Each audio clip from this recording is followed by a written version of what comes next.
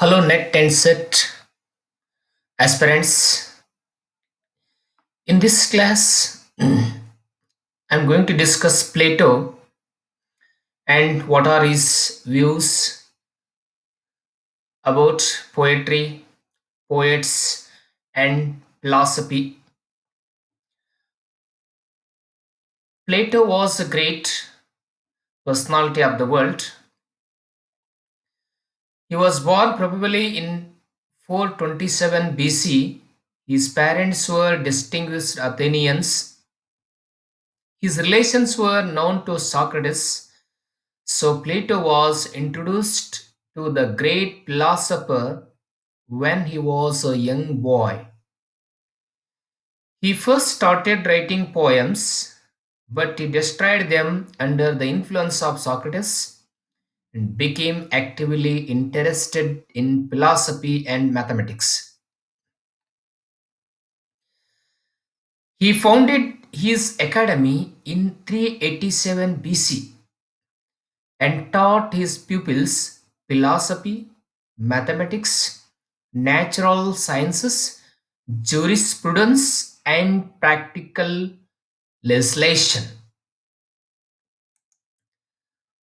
Now we want to know what are the works written by Plato. Plato was the author of many works. The Dialogues, Ion. This Ion book is in the form of the dialogue. This is very popular book of Plato. Lysis, Georgias, Symposium, Phaedrus, Republic. So, Republic is also one of the most important books of Plato. It's very popular. He was highly respected and honored by his countrymen. He died in 347 BC. Next, we discuss Plato's important critical concepts. First one, poetical inspiration. How he inspired the poets. In his book Ion or the Dialogues, he says, for the poet is light and winged and holy thing, and there is no invention in him until he has been inspired and is out of his senses, and the mind is no longer in him when he has not attained to this state. He is powerless and is unable to utter his oracles. Next point. Many are the noble words in which poets speak concerning the actions of men. But like yourself, while speaking about Homer, the poets do not speak of them by any rules of art. Not by art does the poet sing, but by divine power. God takes away the minds of poets and uses them as his ministers, so he speaks through the poets with us. The poet speaks divine truth. He is divinely inspired like prophets.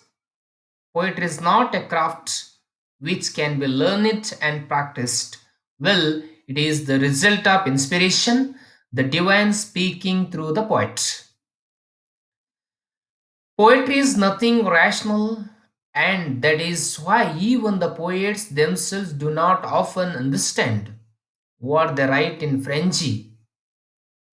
Therefore, poetry cannot be relied upon as it is the result of sorry, as it is not the result of conscious considered judgment but the outcome of the irrational and the impulsive within us. Further, poets may express divine truths, but often by their very natural Such truths remain beyond the comprehension of ordinary mortals. Next, mimesis or imitation. It is first time used by Plato. Plato was an idealist who believed the ideas alone are true and real, and the earthly things, beauty, goodness, justice, are mere types or copies of the ideal beauty, goodness, etc., which exist in heaven. He regards imitation as mere mimesis or representation of these ideal forms and not expression, which is creative.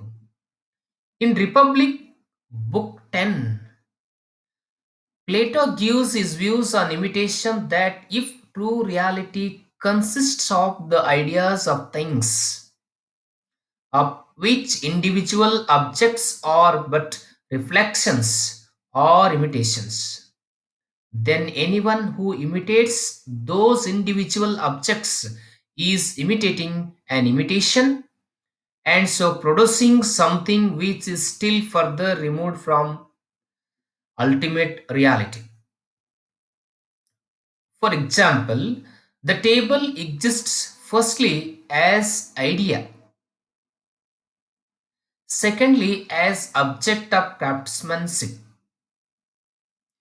and thirdly as object of representation in art.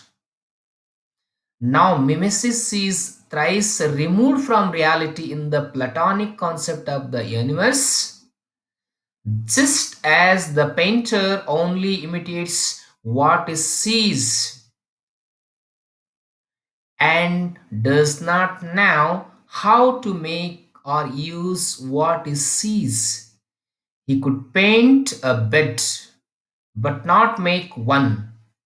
So the poet imitates reality without a necessary understanding of it.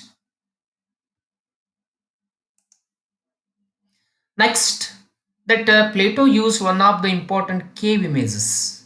Cave image.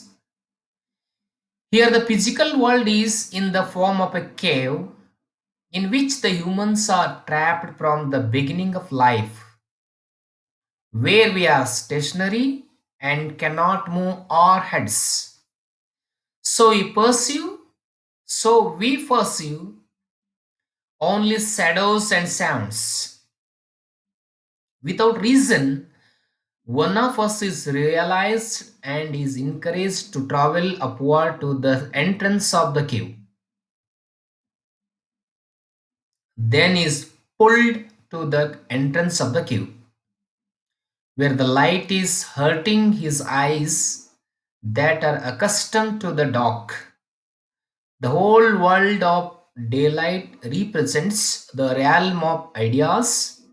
His eyes grow accustomed to the light and he can look up to the sun and understand what the ultimate source of light and life is. This gradual process is a metaphor of education and enlightenment.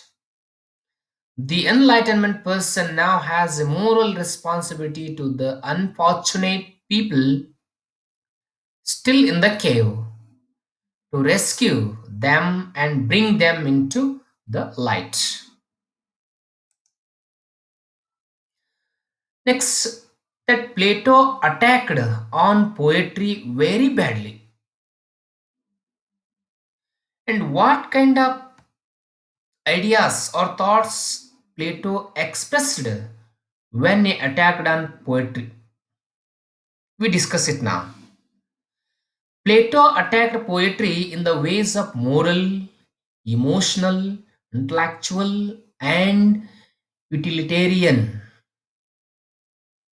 His attack must be judged with reference to its political and social context, for all his efforts were devoted to stating the deterioration, deterioration of character and to the restoring of health in both the individual and the state.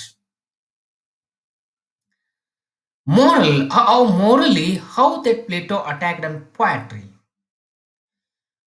Poetry is not conducive to social morality, as poets pander to the popular taste and narrate the tales of man's pleasant vices. Poets tell lies about gods and great heroes descended the gods are represented as corrupt, immoral, dishonest, indeed subject to all the faults and vices of common humanity, even by Homer also. Drama is even more harmful. Judgment in dramatic matters is left to many, and the result is lawlessness and license both in theme and expression.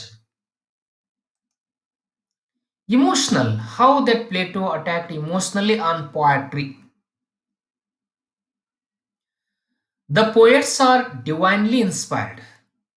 It means that they do not compose poetry as craft, but the virtue of some but by virtue of some impulse of a mysterious, non-rational kind coming from some supernatural source outside their own personality. Barring lyric poetry, which is purely narrative. All other poetry, epic, tragedy, and comedy, imitative, wholly or partially, and for all imitative poetry, Plato regards as pernicious. In imaginative poetry, the poet and the reader as well identifies himself completely with the fictitious character of poetry, and such absorption in other personality is weakening and unhealthy. It enfeebles character and personality and impairs the single mindedness and integrity of the individual. It is easier to imitate the lower or baser part of the soul, that is, the passionate element. Plato divides the soul into rational, spirited, and desirous or appreciative. Tragedy gives uncontrolled expression to pity and grief. These emotions should be res- restrained. Now, pity and grief are gentle human emotions, not violent and antisocial like sex and revenge. Lastly, that how that Plato attacked on poetry intellectually. Poets have no knowledge of truth, for they imitate appearances and not the truth of things, illusions instead of reality. Poetry is thrice removed from reality.